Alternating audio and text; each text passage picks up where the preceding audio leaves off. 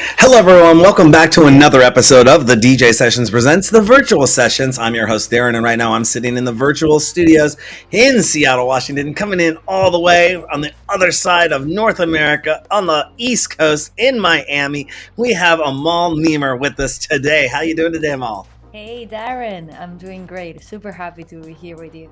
Yeah, absolutely. I Welcome. want to give a shout out to the Relentless Beats team and your team for helping set up this interview today. I know you're super excited because you're going to be headed out Yes. our way here within the next few hours, 10 hours, whatever time frame zone it's going to fly you out here. And you're going to be in Arizona at Body Language. I believe that's in Phoenix, correct? Yeah, It should in be Phoenix. Phoenix. I'm Yeah. super I love excited the city. Been for down it. there a number of times and love those Relentless Beats shows. Is this your first Relentless Beats show you're doing with them?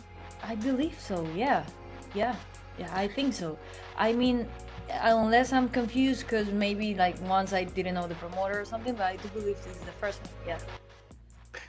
Yeah, well, they are one of the top leaders in the industry of putting on shows with, I believe, over 500 events a year. I just did an interview with Thomas and Ryan not too long ago, and I'm working very closely with them. We're super excited to be being a part of that partnership with Relentless Beats. So, congratulations on that. Thank you. You just had a new single released, Ain't Nobody, coming out. Way better. Yeah, That, today. that's exactly what just popped in my head. I love it when guests do that on my show and they say something or they do something like, how do they know what I'm thinking? And nobody knows the questions I'm going to ask. And I was just going to say, that takes me back to my old school days of breakdancing in the movie Break In, When not was the Breaking. original done? I didn't did my research, but that track is like yeah, like way back. I It just goes way dated back. myself. If I was listening to that as a kid, watching the movie Breakin', which came out in the '80s, Okay. I don't think if I'm going to I get don't know murdered if I why don't get I this like right. music when I wasn't even born. There's something about like I don't know, music from the 80s, 70s that one of my tracks is Yeah. called No Control is from the track of Self Control like in the night, no control. I love Oh, that's a yeah, I good think one. that era was like amazing for music. For real. Yeah, it's I don't know if I guess I mean obviously there was music before I was born. I do Yeah. like music and listening to music that was not when I was born, but I think my musical tastes are vast in that nature, and I Yeah. love the one thing I love about electronic music though is you can listen to a well produced track from 35 years ago and say, was that just produced yesterday?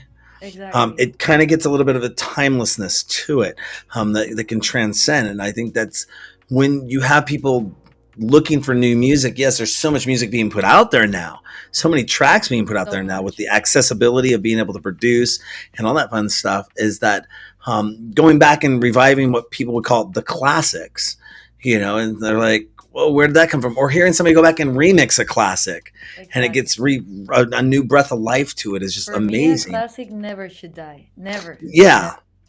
Never. I mean, like, And there's this track that I still like. I hear it and I get the same nostalgia. It's called "Take on Me." Like, it's really famous.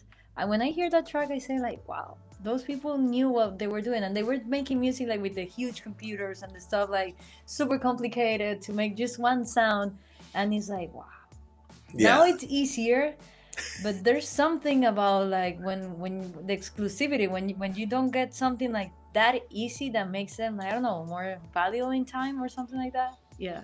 Yeah, I grew up kind of with a lot of synthesizers and equipment and gear around myself. My brothers being in the band, and I was kind of call me the geek. They were more analog, like guitars and bass and drums and things of that nature. I was more the synthesizer, rack mount, keyboard die, like kid, because I was like, you could hit a button and it would go meow, meow. Not like I was making a And then with cat the meow. cables that you had to put one Yeah, cable you had and to then put all the there's cables. still like some machines that use that technology and the sound is it is completely different. Like Hmm. I have two synthesizers here in my studio, and when I use them, the sound is completely different. The Hmm. thing is that I'm traveling too much these days, so and I don't want to like I'm obsessed with producing, so it's a good thing that I have everything in my laptop because it like it is my obsession for creating music.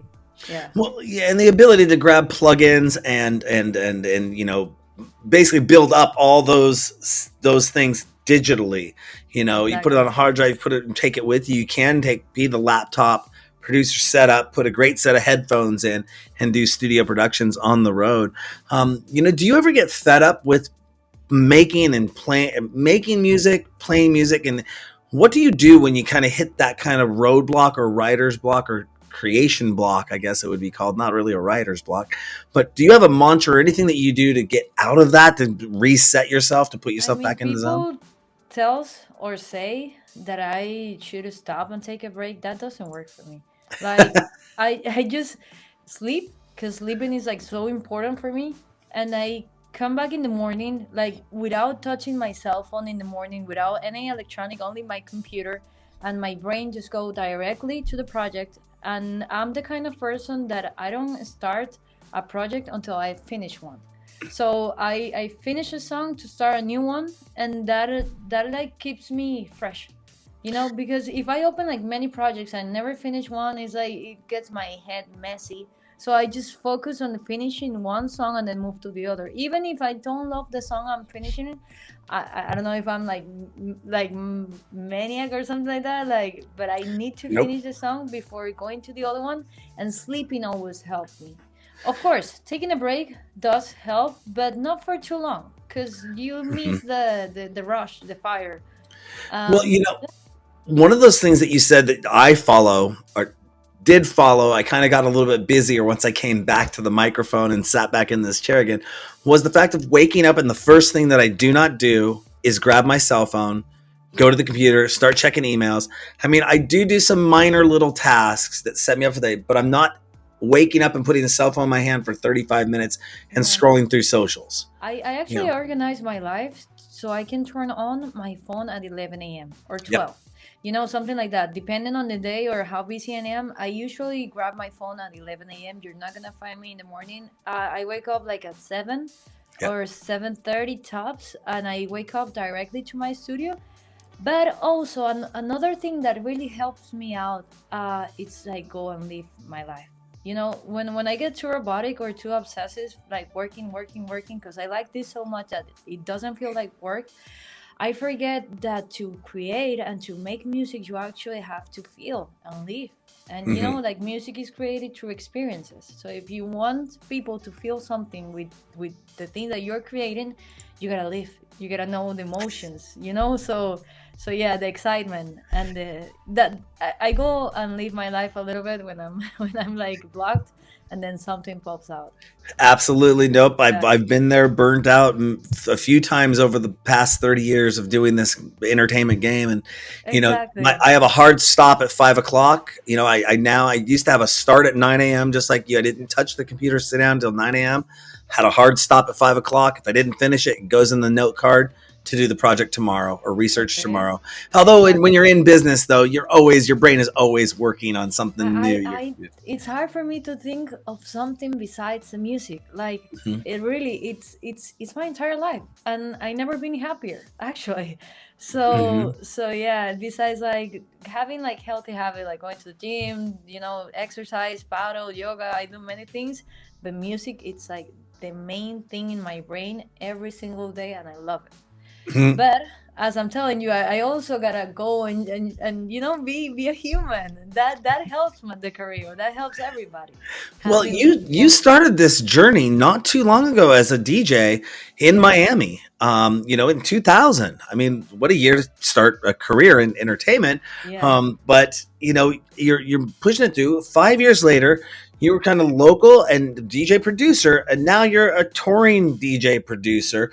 Have you gone? Obviously, you're doing North America. Have you gone nationwide? I'm sorry, international yet? And are you looking yeah. to go international? I've been to Dubai already, Okay. Ibiza, Madrid, All the fun Thailand, spots. Indonesia, Bali, Colombia. I just did Mexico. I have been in many places, and I I take that as never a big yes. Yes, yes.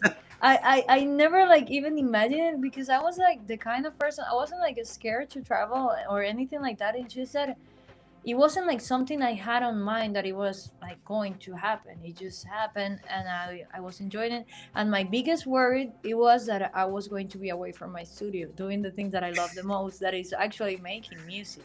Like when I play when I show the tracks, it's wow. But when I make the tracks, it's like super wow as well. I need both things for my mental health. So Mhm. I believe that I will always do music because I haven't found anything in life that makes me this happy. So That is awesome. They say you find something you love doing and find a way to get paid doing it, then, you have happiness in that sense.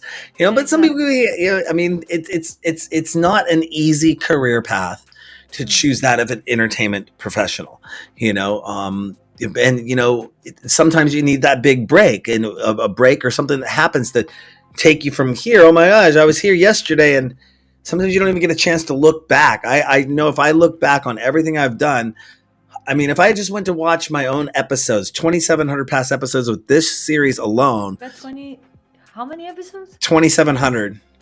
Congrats. Yeah, thank you.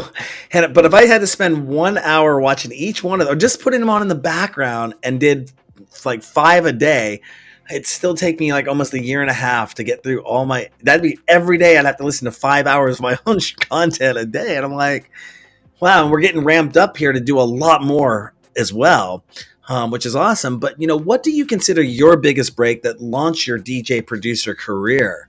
Is there a definable moment that said, "I was here, and I remember being here, and then I did this"? Was there anything, or was it a culmination of things that launched you? Honestly, it all started with the first track. Like I did my first track playing during after COVID. It was ends of 2020, beginnings of 21. So we can say, yeah, like from the 21. So I just made the track and I named it after my mom. And I did a track that has like my Arabic roots on it. And I just did it for fun. And I showed it to my friends, like really scared, and they loved it. And then Nervous Records, that is a label that I admire and respect a lot, they signed it, and I had no idea that it was kind of a big deal, like to for being the first track. I was just happy. I never like I never even imagined to play in front of one person because it was something really, really personal. I used to record my sets and when like hear them when I was cleaning the house and shower, and I say like, "Wow, this sounds like the people in the nightclub, so dope." And I was like, "This sounds like that," but I would never present myself in front of other people because I was first of all, I'm an architect. My work ethic was different, and my family wasn't like loving the club culture and all the stuff. So it was like something personal, and I never Mm-hmm. imagined that I could even make a life out of it. Like no idea. So the break point was at the beginning that the first track got signed, and then the shows started to happen. My friend like forced me to have my first show, and I did it. I said like, hey, why not? And it was like completely 2 hours of my hand shaking because I was like so scared that people were there watching it. I was praying for nobody to come, and I was said like, wow, I was totally wrong. We need people for the show, but I was praying for like nobody to come, and it's like crazy because it just happened like unexpected, and Mm-hmm. then the like one of the tracks that really got hype up, that is called Burning. That track happened because I was feeling sad.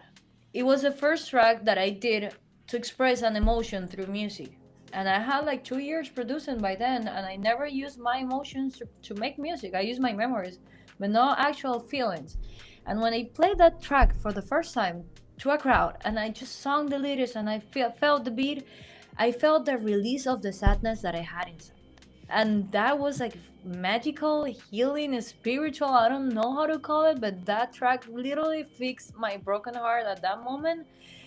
And since then, I said like, wow, music is has like a really true healing power that I just want to keep making and enforcing, and I want to share this with other people. So whenever they come to see me and to dance, they leave like release. They leave like happy, like with a weight out of their shoulders. Yeah. And that's something I do also, going back to that whole universal appeal to electronic music, that it can transcend language barriers. It can Mm-hmm. transcend and get into an emotional experience where you could have somebody standing next to you who doesn't speak the same language, but you're experiencing the exact same feeling of Exactly. the song and feeling the emotion that the person has put into that song, and bringing both people to tears or bringing both people to joy. And they're like, I can't believe I feel that with that It's an upliftingness energy. It's or completely different. energy of that. Yeah, yeah, yeah. I mean, I play Arabic tracks. Nobody understands them, but they get happy and they jump with the track. Um, and many of the comments that I get after my shows is like, your music is good, but the fact that you never stop smiling, it makes my day happy. And that's what I really want to transmit. Like for me, music is joy. Music is being present there. I mean, like, I I don't touch the phone in the morning because my mind gets like so distracted during the day. And when I do music, is the time that I'm really present there, and my people is present there. Whoever comes to see me, they're present there in the moment, and I love it because it's like meditation in groups, something like that. One of the things that has been a topic of conversation when you mentioned the phone theory and the disconnection from the phone. A lot of people are literally growing up with phones in their hands. The generation that's coming into the clubs now kind of do not know what it's like to not have a mobile device I get in their anxious hands. when I don't have my phone in my hands. Like I'm in that group too. That's Yeah. why I do my effort to just at least in the morning my brain has a break from it, because Mhm. it does consume. Like I'm dealing with that too. I think everybody, because like we got social media and it's like super fun. I love it. Like me, I love it. And we got like so many ways to connect with other people just here. So I get super anxious when I don't have my phone, but I'm working on Mhm. that because I know that it's taking my mind away from the here and the now. Mhm. Yeah. And that's one of the things is some of the bigger nightclubs. I actually experienced this. I bring this up in shows a lot. Being in Berlin last year, that I went to a club, and it was for the first time I had ever been to a club where they put stickers over the cameras on my phone, and said, "Hey, don't remove the stickers from your phone, or we'll kick you out of the club." And there wasn't anything crazy going on in the club, Burton, necessarily, but I'm not a person. I do video for a living. The last thing I want to do is be watching a show in a house night or something for Oh trans. yeah, I'd be yeah, yeah. like, that for like during the set. So what's your I actually was watching you going to went to your website and saw there was a really great video playing in the background. I only saw a couple phones in the air there. I didn't see that many, and everyone was rocking out and having a great time. um When like I see phones in my show when I play like a track that is like on release and you have my vocal on it, I see the people, but then I don't know, I feel the connection. I do my best to connect with people, and we all jump together and we all go crazy together, and I put like some classic vocal and then I put only groove, and I don't know. I'm just so present in the moment that I think whatever you do, you're like a fountain of energy for another for the other people around you. mhm. So yeah, I think it all connects. I think we are a mirror from everybody. So yeah, I don't know if I'm like too deep or something like that, but No, that's my no. point of view on life. I think everything around you is just a mirror of what you have inside you. Hmm. So And yeah, when it comes to mirroring or influences, who's exactly. been one of your biggest influences when it comes to your career, and why? It's like everybody influence. Like besides myself and what I really like, I love Solomon. Like it has nothing to do with my sound. He's like techno and melodic and all the stuff, but the way he does whatever he wants, it's amazing for me. Like he really knows what he's doing and why he's doing it, and he really makes you feel something when he's playing. So I love that side of Solomon. I like an Argentinian guy. Like he's definitely my sound. His name is like Jay Delis. He's amazing, and he's also like, yeah, you can see his passion, and I love that about him. But the rest, let me think. I think those are my top two people or influences. And on lifestyle, I would say my mom and dad. Yeah, those guys are amazing. Do they dance to your music? They dance to my music. They Yeah, dance to your music, right they're on. they're actually like they're getting remarried on November 7th. 50 years of marriage. Wow. So yeah, at the beginning I'm Arabic, so they were like, no, Arabic women, they don't do that, they don't do this, and all the culture things. But now they're so proud of me and everything I've done. So they asked me to play a 1 hour set in their wedding, and I have made the entire set with like tracks that I have made, Arabic tracks, edits like from their childhood stuff like that to my sound. So it's gonna be dope. It's gonna be the November 7th, and it's gonna be like a fire tech house track with Arabic vocals. And to That see, is awesome. yeah. I'm so excited for that date. I'm gonna record it and put it on SoundCloud maybe. Hmm. Now, here's a question. In your opinion, do you feel that dance music sounds better at night? Or would you consider yourself more of a nighttime, or do you like to get that beach early sunset feeling, or the new daybreak kind of theory on? Where do you say it maybe Um, sounds better at? Depending on like if I play at daytime, I'm at afternoon or noon, and then at night set, you will think I have like multiple personalities disorder because I think there's music for each time and place, and I really connect like with the environment. I like drums, I like percussion, I like tech house, I like dry groove. So depending on the like afters, I love to play at afters because the music is like more soft and groovy and percussive, and I don't know it. I think each set time has a vibe, and I like to play at every like if you leave me for a 24-hour set, I will be happy. Like putting afro in the morning, maybe like some trumpets, and then I don't know. I love every hour. Even I And think the opening acts are art because you cannot go too crazy. You gotta make people fall in love with you. And I yeah. think the openers like decide how the party is gonna go, in my opinion. So Hmm. I think the opening acts are special, and you gotta know how to do them. Yeah, and they do say that I read something not too long ago that the art of the opening set is being lost, because they just want it's bang, bang, bang the whole way show go through rather than set the tone, and then let the show Yeah, go. I think it's a little bit easier when the party is already going because you just keep Hmm. boom, boom, boom. But making people fall in love with you and start dancing and start, like beginning everything, I think is a little bit harder, but it's nice. I like Hmm. to open as well, so just leave me with the mixer and I'll figure out. And do you prefer DJing at larger scale festivals or more intimate nightclub environments? Going, let's say intimate being 500 or maybe 500 or less. Large scale, maybe 1,500 or more. It depends. Like festivals is like an honor, and it's so dope because like everybody's there. But usually festivals are like 1 hour long sets, and I really like long sets because you can develop better the story, everything, Hmm. and you can develop like longer sets allows me to show.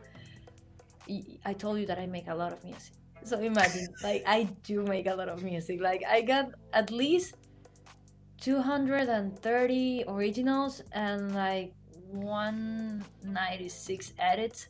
So, and I like to play music from other artists because I think it makes a combination perfect. So, I really like long sets. And in festival, you don't have that. You have a great visuals and great show and everything.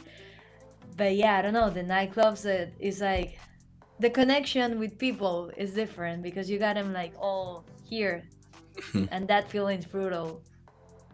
I like both, but yeah, nightclubs are. Yeah, and you brought up something really a relevant point there about being able to have enough time to tell a story. I recently was looking at some sets that we recorded for our show the other day, and one of the DJs had sent me his set list, which was 12 songs for 1 hour. I'm like, that's what I grew up with, 12, 14 songs in an hour. Okay, tell the story. These other new guys, they're new, they're awesome, they're great, but they played 31 different tracks, 34 different tracks in an hour. And I'm like, No, I okay. And when so, he gave me, yeah, no, you gotta respect the track. You yeah. gotta leave the track sound. Like you really gotta like. I wouldn't be able to do a back to back with somebody that is changing the track just when I started. No, you gotta like the brain really get lost in the track and the repetition of the same sound. So I get lost in a set. by really getting into it, the same sound once and again, and I like to keep it and mix it and blend it with other, but maintaining the same sound that makes you get lost in the music Mhm. and lose like the notion of time. And if you want to play like in an hour set, like 35 track, is you're not gonna make that. Like it's gonna be overwhelming. Like no, no, no. I didn't say anything bad about it. I was just when I went to get the set list, I'm like, the cool thing was it didn't sound to me. Well, I'm driving a truck around our mobile studio around while I'm doing this, so I'm not really paying attention to the whole everything that's going on. But it sounded like it came out great. I mean, it blended well. It was there, but um, it was just I heard that a lot of people aren't producing tracks. They aren't making 6 minute, 7 minute tracks anymore. They're making 3 minute tracks, Hmm. and 3.5 minute, or what I grew up listening to was radio playable. Now You when know, like um, music from before, I even have track that lasts 11 minutes. Crazy. mm-hmm, That like that I get it. Like it's evolving because when I started I used to do like 6 7 minutes tracks, and right now my tracks are lasting 4:30 or 5 tops. mm-hmm. But they're entertaining the whole. So I don't mind that the tracks are getting shorter, but I do think that I don't know, that I like the guest love everything I just said in a set. Mm-hmm. So yeah, but I bet there's people that nailed it. Everybody got their ways, and I think every way is beautiful. It's just my personal taste. Now, you kind of already answered this next question a little bit earlier in the show. Um, I was going to ask you, do you become a different person when you get on stage, and are you a different person when you're off stage? But it doesn't sound like you are. It sounds like you're kind of, I'm happy, happy, and I want to smile, and I'm happy, happy. And if the audience is happy, happy, then I'm happy, happy, and I get off stage and I'm happy, happy. I'm gonna confess, Okay. I tried to do like more serious face sets, but it's Mhm. I can't. When it drops, it's like somebody's tickling me. I like it so much that I gotta smile. So I tried it because I maybe like it looks cooler, the serious face. I just can't, bro. I can't. So yeah, it's kind of the same personality, but not the same sound. It depends. I get strong. I get like harder beats, or then I get soft, and it depends on the hour and what I'm doing. But like the story I'm telling you, I also have to like have these hype moments like really hard, and then a moment of like rests or something like that, like break and chill, and then go hard again and do it like a like life, like a roller coaster, something like that. Hmm. Yeah. I don't. A lot of people confuse me and think that I'm, because I do a show called the DJ Sessions, that I must be a DJ myself, and I'm not. I only play Okay. one on TV. But when I get up on stage and I kind of like play around and I'm just messing around, um, You're I not. dance, I smile, I engage, I'm there, but I'm not DJing. It's kind of like a inside joke that if you ever see Darren on the decks, just know he literally is the DJ that presses the play button and then dances around and goes ha, ha, ha, ha. But it comes from when I first started the show, we were doing live streaming, and the DJs, they were so serious, or they didn't have, we were in a studio and they didn't have an audience to bounce any emotion or feeling off of, to feel if what they were playing was having an effect other than the chat room. And what can you get really from a chat room? And this is in 2009. So I would have to be on the side dancing for 4 hours, bouncing up and around, like setting the tone of the show, going, it really is popping off over here. And you can tell because you're watching me dance. And I do this for 4 hours with 4 different DJs dancing next to him on the show to kind of set the tone for the stage. But of course, when you're in a nightclub, you can read the crowd. You can hear, you're on a much louder system than in your headphones or in your studio. So, that energy definitely translates around, and it's great. I can feel that you bring that to the stage when you're performing, and that's awesome. Um, The only moment that you're gonna see me like with a crazy face is when something isn't working properly. Like when the sound system is not where how it's supposed to be, when the CDJs are not like connected the way they're supposed to be connected, or their Era Max or something like that, because I'm really delicate with equipment. Like because I like to do a good show, and I prepare myself a lot to do a good show. And when something is like it's out of my hands, and I want to do this good show, it's like it gets into my nerves. So that's gonna be the only moment that you see me with a serious face. It's because something is not working properly, and it's getting in my nerve. But the rest, I'm always like, and I cannot help it. And like I just said earlier in the show, it's happened a couple times already. It's almost like that next question was set up to happen, and you didn't know it was coming up, because my next question was going to be, what's the worst thing that's ever happened to you on stage? And I'm like, I you just gotta stop answered reading your it. mind. You read my mind. I don't know. Okay. That's just what is the worst thing that's ever happened to you on stage that you've had to recuperate, recover from? Um, I mean, that, what else? Let me think of a crazy experience on stage. Some drunk guy like jumping in like on, like I had to remove him, and that when the equipment is not working properly, that's like the worst things that could happen to me. Or the monitors are returning bad because I like, for me to be able to enjoy and give to the people a proper show, I gotta be listening good, and I gotta be like in my zone, with the equipment and everything. When I was beginning though, something happened that it was like a really learning experience. So I had one of my first shows. I wasn't a pro at all. Remember that my first track was randomly signed by a big label, so everything started to happen really fast. So I had a show in New York, and I was so excited. My first show, I had like 3 months playing, and I said like, yeah, my first show. And then when I went to the show in New York, the mixer was analog, so it was like really really old for vinyls, and I had no idea that it was like something different or something like that. I was expecting the controller that I had in my house because I didn't like even had the chance to buy like expensive a CDJ or something like that. No, I had like a little controller, and I was expecting the same. And it was this mixer that you had to turn with the rotary. I don't know how to call it, but it was like a really really really old mixer that I had no idea how to use.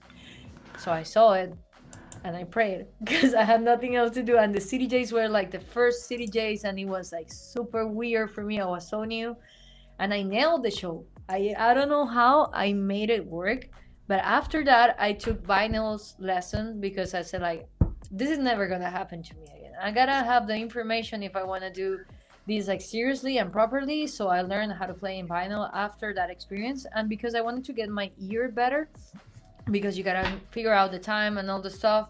And I said like, wow, this is really gonna help me. So I went to the old ways, and I learned how to play in vinyl. But that experience was like terrifying.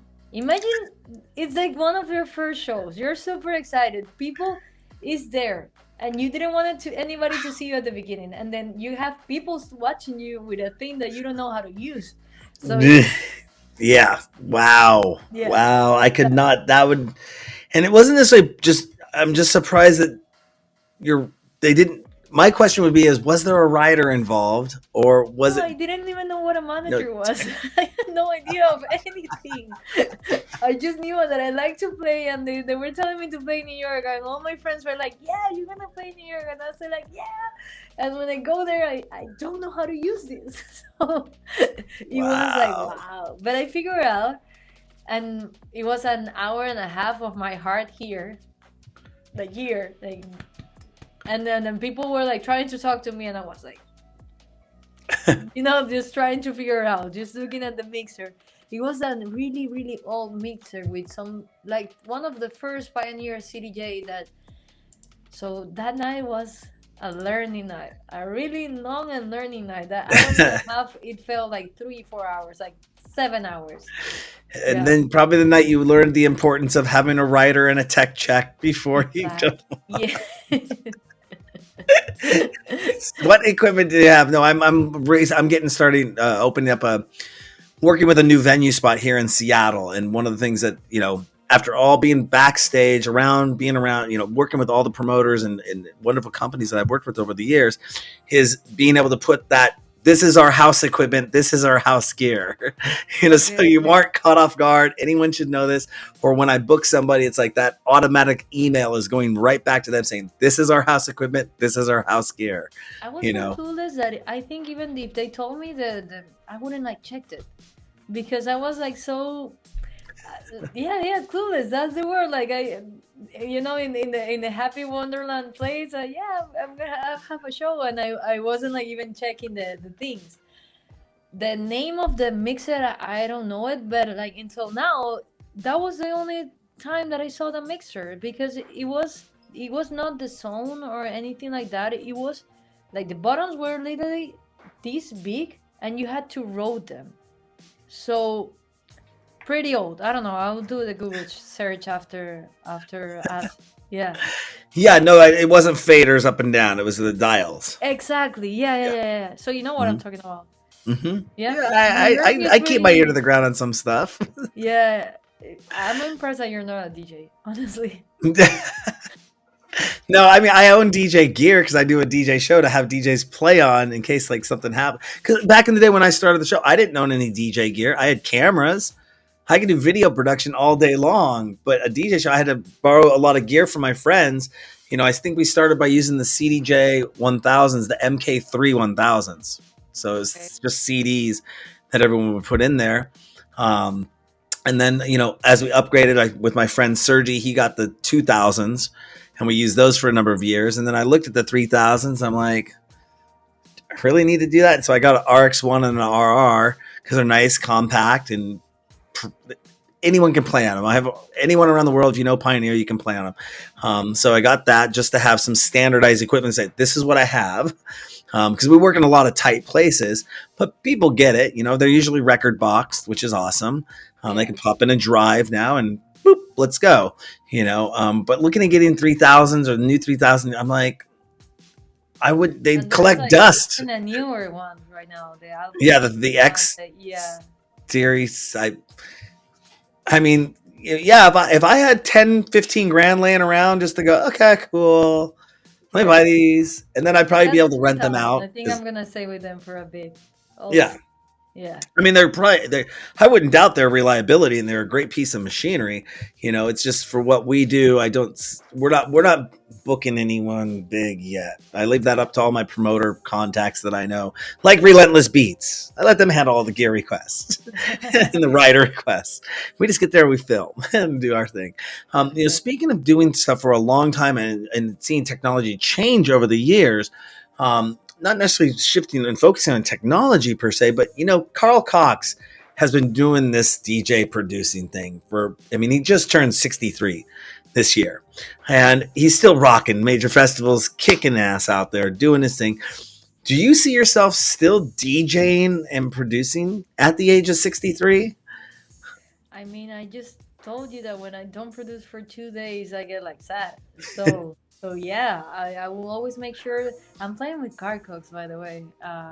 In 2 weeks, I'm Oh, really excited. Yeah, yeah, he's a legend, and yeah, definitely. I never see myself stopping from this because I haven't found something that really makes me happy. Like making music is making me. So yeah, I will continue with this. I always make sure to get like the last version of Ableton, and if there ever comes another software that becomes more popular, I'm gonna make sure to play on there. And I already know all the specs and the things from the new CDJ for whenever I play in it. So yeah, yeah, I always see myself updating.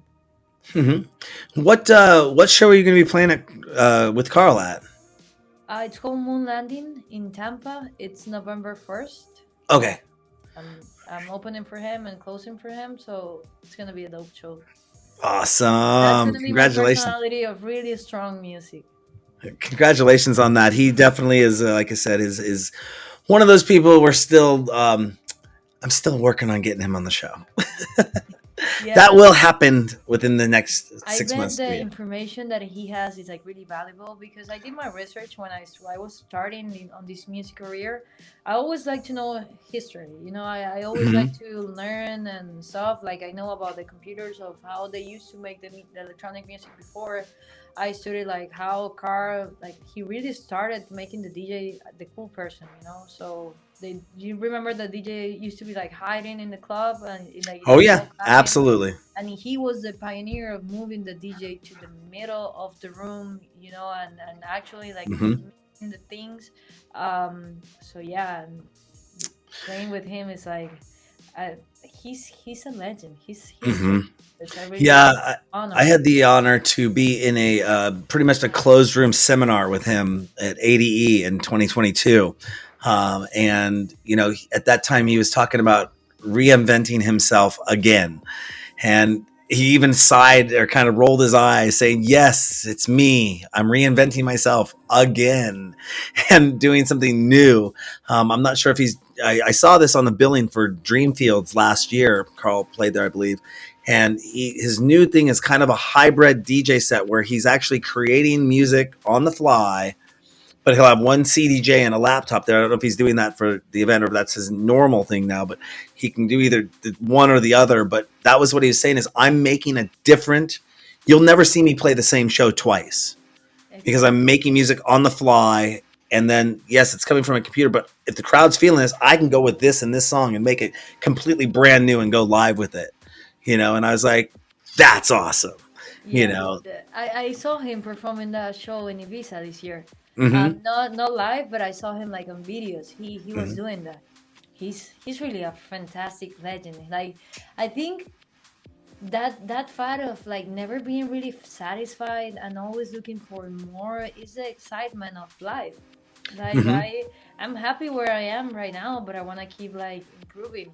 I got the need of always present new original tracks in every single show I play. So in every single show that you come to see me, you can come to one today and another one tomorrow. I gotta have at least three new originals. So I Mm-hmm. always spend like a bunch of time making music and producing and producing and producing because I like excitement. Because if I don't get excited, I think the people is not gonna get excited. And if I listen to a track too many times, I get bored of it because I get bored of things easily. So Mm-hmm. yeah, that fact of always has something that personally excites you, it's gonna transmit to the people.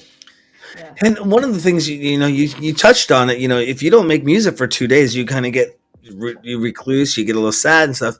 And nowadays, there used to be kind of what's called the retiring age in a profession.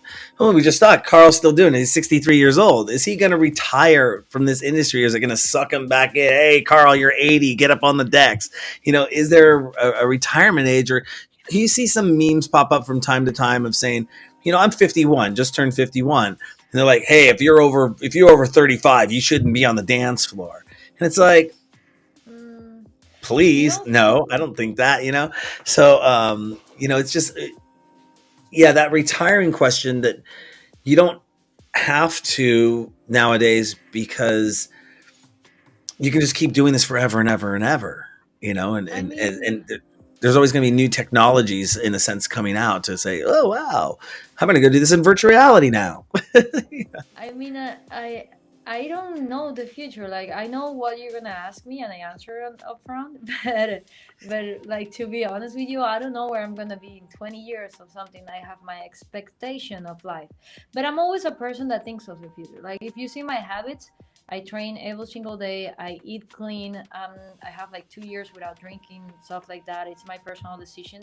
But Hmm. like I really take care of myself because I want to be healthy in the future. So I'm a person that really thinks of the future. And from what I have been seeing is that the people that retires, they get like they can be good today and they can be like super bad in a year. Because when you stop doing things and when you stop having goals, it's like what are you here for, like from the things that I see from the outside. So I'm a person that will always wants to have goals, even like Hmm. if it's short-term goals, long-term goals. I started this career like 4 years ago and I was like 26. I'm 30 now, and I did my research because I everybody I met, it was like 15 years old when they started, or 14 years old, 12 year, or the father was a musician, and my family has nothing to do with music. So I named Solomon because he started like at 28, 27. He started late for Hmm. what normally people start. And look at him right now. So I don't want age to never be something that I really care in my life to do the things that I really want to do. Mhm. And I will stop when I really feel that this doesn't fulfill me anymore. But I don't have an age for anything. I just live today, the present, and I make sure to be happy every single day. So yeah. Mhm. If you could, going back a little bit more towards event questions and things of that nature, though, if you could host an event without any limitations, you got the Black American Express card, don't got to worry about paying it off. What are 5 things you would want to have at that event? Okay, let's say my party is called Manifest. Let's say Manif- that I make Manifest without no limit on the budget. No limit on budget. Bro, I would definitely make sure to have fireworks at every single moment, like a lot of fireworks with things in the sky saying like first the name of the party manifest and stuff like we don't know how to give up, stuff like that. That really makes people like motivated, stuff like that. And then I will have like a really incredible, unbelievable laser show, and I will have like a huge snake that. Okay, that this one is the third one. A huge Actually, I'm snake. going to combine the first 2 into laser light show all into one. Pyrotechnics. I'm going to put Okay, that all in one. okay. So you get another one. Then have cryo in there. Yeah. Pyro? So cryo, like the Cryo. yeah. Then the Oh, the CO2. yeah. The The, I got you. Cryo. I got you. yeah, yeah. The CO2, the one that CO2s. Yes. yeah, CO2. yeah. And then we'll have like a huge snake head coming down on the middle of the thing. Maybe it could be like a universe Ibiza or something like that. That wouldn't have the amount of people that I would like, but that would do the work if it's just for one day. So yeah, like a huge snake head from the roof, pointing like with moving the head, like 3 heads it could have, with like red eyes, a snake that looks at you, and from there it comes a cryo from the snake head. What else? I will give, of course, everybody merch. Everybody, I will give people to, yeah, many gifts. That's another one. And then let me see. Let me think it through. What else? I dream about this. Like this question should be. I just want to make sure. The gift, the snake, the cryo, the place. I will hire Solomon. Awesome. It's funny. It's a very interesting question to find out what people do when they have no worry about budget. Safety, whole nother thing, but budget, it definitely comes down to find out, what people do. I mean, I will it's also have a hot to air balloon for the to people that to go in and yeah, stuff like this, and to roller coasters. but to think about that, you think about, somebody once told me a long time ago, when they were dating somebody, they'd say, okay, what kind of house do you see yourself living in?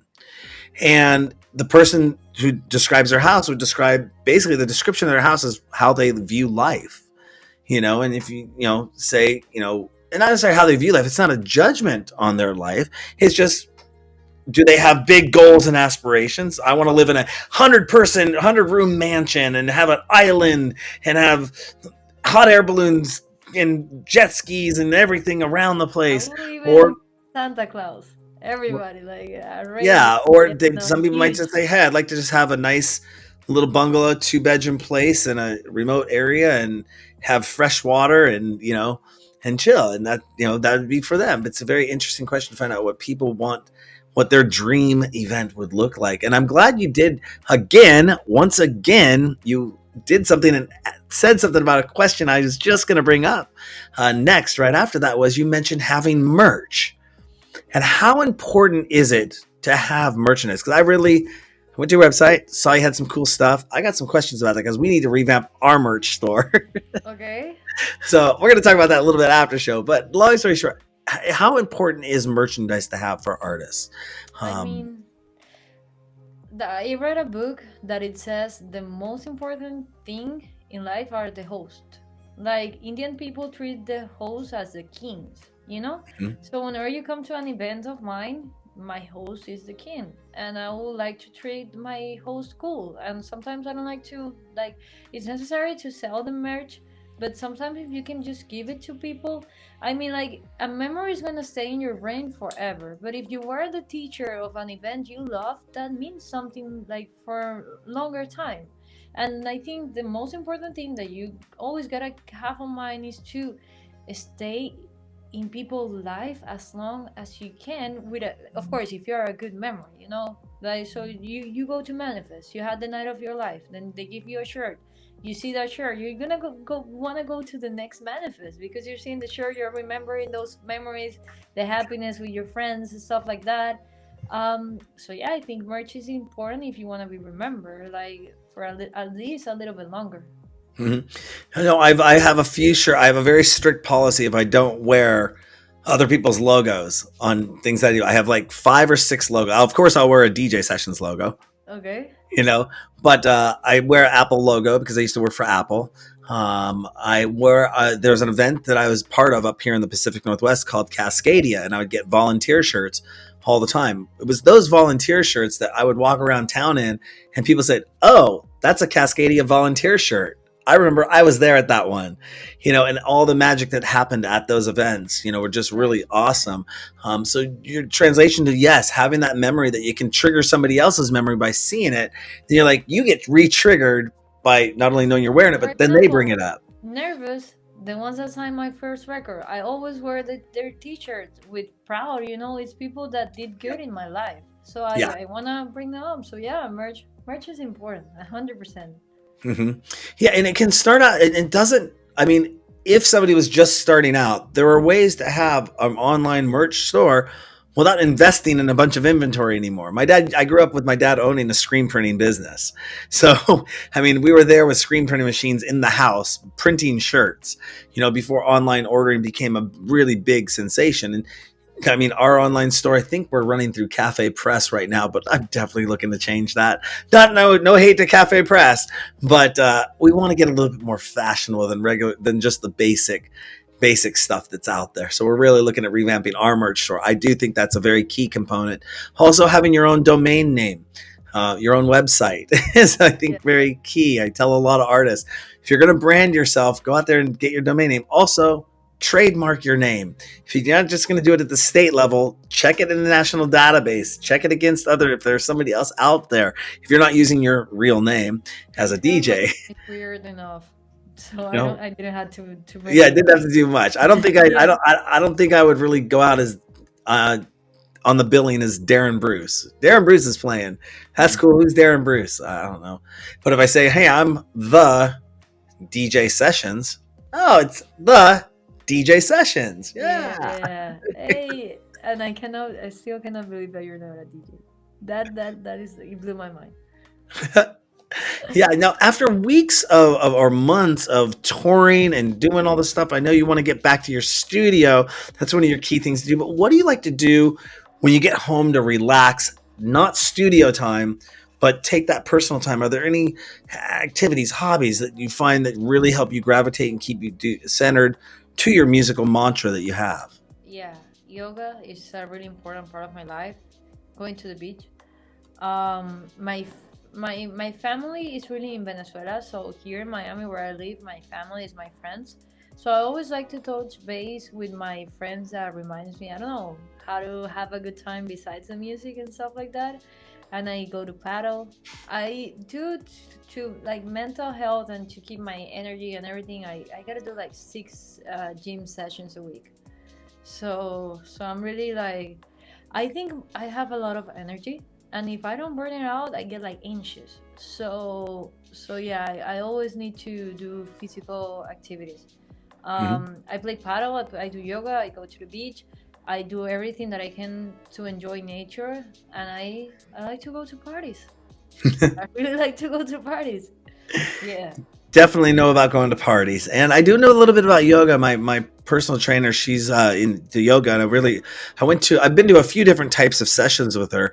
One was kind of more of a healing session. I've done the hot yoga stuff. I look at those people in the class and I'm like, how the hell do you bend that far? And my only thing is I don't know all the moves and know what to do. So half my time is spent trying to watch what other people are doing and like, am I doing it right? Okay, my neck's like bent way over here, but it shouldn't be bent, If and I'm I'm honest, it took me the first 3 months or 4 months to actually enjoy yoga. The first 2 months, I was like, wow, this is not an hour. This is like 12 hours. Like, it was like super long. And I was like, when is this going to end? And I was doing my best to not check my phone, to check the time, yeah, to really disconnect. But now it just flows easily. yeah. But I had to force myself the first 3 months, and then I started enjoying it, and then I understood. But at the beginning, I didn't like. I was so. It was hard for me to stay quiet. Now, I'm like good at it, except when I'm playing. When I'm playing, I'm like jumping all over. But yeah, yoga really taught me about like mental strength and about like the things that I was telling you. I do all of this because my mind flies, and I'm like I would be having a conversation with you and be like not paying attention at all. So yoga helps my mind to really listen and to be in the moment, and then not touching my phone in the morning, and all the exercise I do. I think there's a name for that. I don't really think I have something. I was just really distracted, and my mind was like all over the place. Mm-hmm.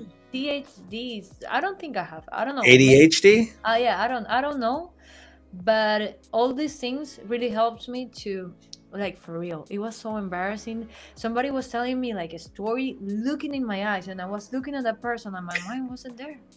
I was like not listening to that person at all, and it feels like horrible when I had to answer because I was like, what was it saying? It was horrible. It was horrible because I had to do interviews like this. So I had to fix this. And right now, Darren, I can't pay attention to you. Yay! Awesome. If Hollywood were to make a movie about your life, who would you pick as the main Anne actress? Hathaway. Anne Hathaway? Yeah, I'm totally seeing that right now. I love her. Wow. Aren't they Like, making a Devil Wears Prada too? yeah, of course I'm gonna see it. Yeah, Yeah. I thought I heard something that was going into production. I just watched it recently with a friend of mine and really liked that one. I think she also did. We watched a movie recently with her, was the one with her and Robert De Niro, where Robert De That Niro movie is beautiful. The inner chip. internship. Yeah, Yeah, that was a really fun one too. the internship. That movie is so beautiful, especially because I have some weird love for like older people or something like that. Like in my town, when I had like free time, I used to go to the how do you call it? All the old people houses. How do Hmm. you? Is there a name? Retirement The facilities. retirement facilities, yeah. Mhm. And I would just like spend time with them and hear to their stories and just like play games or like cards or something like that. Maybe it was because I was really attached to my grandmother, and she, like, when she passed away, it was really hard on me. Or I don't know, it's just that I think they have so much culture in them, and I like to learn, so they're like the perfect fountain. I like classic things. You see the song that I Hmm. just so yeah, that movie really got me because of that. When I saw that, and it's what I'm talking about, the goals. He needed a new goal in his life, and he went for it, and he nailed it. And yeah, yeah, that movie is, Exactly. yeah. Yeah, that is something that leaving a legacy behind or working with the younger generation or people, just in general, is that you get to share ideas, collaborations, and learn other things rather than just being all on yourself. I had to realize the other day I was counting it up, and I have a team of like 14 different people that do all different jobs that Mhm. not one of them crosses over to the other, like website designer, app designer, marketing consultant, PR person, and all this stuff. And I'm All like, new I didn't stuff. realize until I put them all in and going, but all these, if this wouldn't be happening, I couldn't just have one person doing it all. And their experiences that come with that, and valuing those experiences, and even the generations before me that have done this industry and been in this business, and the new generation of kids coming up that you get to kind of rear and mold I was on a podcast interview the other day, and it was, these guys were like, "You're cool, you're awesome." I'm like, "But you got 182 episodes, so you're kicking ass, and you're doing a good job." It was just really cool, and I got to share with them this kind of segment that Kevin Smith had done on me a long time ago. If you know the actor comedian Kevin Smith, he played in the movie Clerks, Jay and Silent Bob. If you know that them, it was really funny guy, kind of geek nerd person. He's really awesome, and they just were like, "Oh my god, that's so cool that he did that for you on one of his shows." And I'm like, "Yeah, that was kind of cool," just kind of geeking out and stuff, but geeking with geeks. But hey, I know you're a busy person. Got to get you back to what you're doing because I know you got a show No, coming I was looking up. for the Kevin Smith. No, I don't know him. You don't know who Kevin Smith is? No, That's okay. no, That's but I'm okay. gonna culture myself after this. Yeah, he's a pretty funny guy. Him and Jay and Silent Bob, they played a number of movies together, doing stuff. Writer, comedian, host, a bunch of different stuff. I'm gonna do the research, I He promise. does. But is there anything else you want to let our DJ Sessions fans know about before we let you get going? I mean, about me, I think I will keep telling my story on my way. And a random thing that I could say is like, you never know. The only thing that is gonna guarantee you a better life if you keep going and keep doing what you love, Hmm. and you never love. Just never stop. Like, don't look for the best, don't look for perfection, just never stop, and eventually it's gonna come up. Yeah. They say that it takes 10,000 hours of doing something to become a master at that Yeah. particular thing. I definitely have more than 10,000 hours, and it sounds like you put a lot of time and effort in. I mean, I don't want to go through the math, but if we calculated, okay, this many days, you're working on being a master. You already are a master of what you're doing, and congratulations on the success that you've had in a short amount of time, too. Like you said, you didn't start this off 15 years ago. This is just something. I think it uh, helps like to not have expectations. You do it out of love, and then eventually things that are meant for you are gonna happen. That's Mhm. it. Yeah. Yeah. And if people want to go see you and make and smile, tomorrow night they're going to be going to Phoenix, Arizona for Yes. that body language show with Relentless Beats. Again, super excited to hear you be playing down there. And, where's the best place people can go to find out more information about you and what you have going on? I will say my Instagram. Okay. That's it right there. Yeah, that I is always point the wrong way. that Instagram. That is Instagram. And spell it out for us just so our DJ Sessions fans know. That way it'll go into the transcription. What the Your my name? Instagram. Yeah, AMAL.NEMER. Amal. Awesome. AMAL.NEMER. I'm going to get What's my this name right. again? I'm going to say it. So I'm not going to murder it. It's Amal Nemer Yeah, you got it. You got it. coming in from Miami. Thank you very much for being on the show today. We'll definitely be following up with you and what you got going on with your career. Super excited to have you here today and really appreciate it. Thank you, Darren. You're welcome. On Bye. that note, don't forget to go to our website, thedjsessions.com. Right there. Check us out. All our social media is there. 700 news stories. Oh, there's going to be a bunch of Relentless Beat shows up on that website as well. Live interviews just like this, exclusive mixes, and more at thedjsessions.com. Got a lot of stuff coming out for you. Got a big press release coming out with some new stuff too. So we're super excited. But all that and more is at thedjsessions.com. I'm your host, Darren, coming to you from Seattle, Washington. That's Amal Nemer. Yeah, got it right. For the DJ sessions. You And got it. remember, on the DJ sessions, the music never stops.